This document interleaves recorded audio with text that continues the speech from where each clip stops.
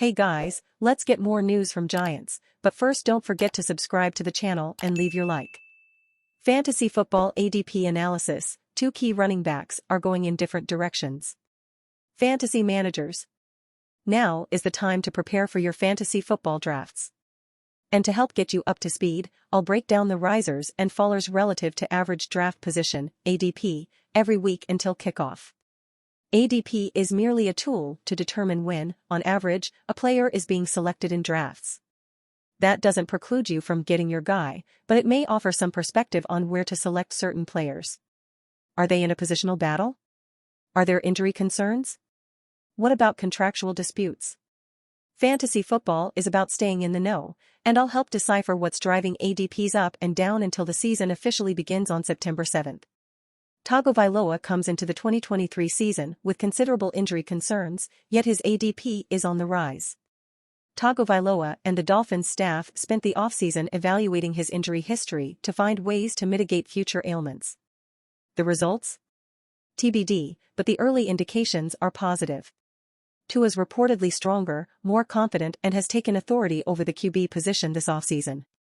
I'm sure highlight throws like this also boost his draft stock a bit. Tua led the NFL in QB rating, 105.5, and posted the highest yards per attempt, 8.9, while supporting 2 top 10 receivers in Tyreek Hill and Jalen Waddle last year.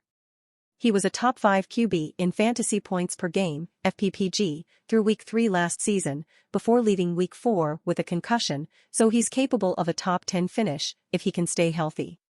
The Giants are interested in hiring Jonathan Taylor. I scooped Tua in the 9th round of a recent Yahoo 12-team PPR mock draft, so he won't cost much should you prioritize building up roster depth at other positions. Tua's ADP in the mid-80s feels right because he's playing in an explosive offense, but it also accounts for his injury risk. Given the magnitude of his contractual standoff with Colts owner Jim Irsay, I expected JT's ADP to dip further than 11th overall. Taylor is currently on the physically unable to perform list, PUP, as he's still returning from off-season ankle surgery. But to make matters worse, Taylor took exception to the Colts publicizing a back injury, which Taylor says never occurred. The relationship between Taylor and the Colts organization appears fragile, but after backup RB Zach Moss broke his arm in practice yesterday, perhaps that'll give Taylor some leverage in getting a contract extension done. And you fan, what do you think of the Jonathan Taylor situation? Leave your opinion in the comments.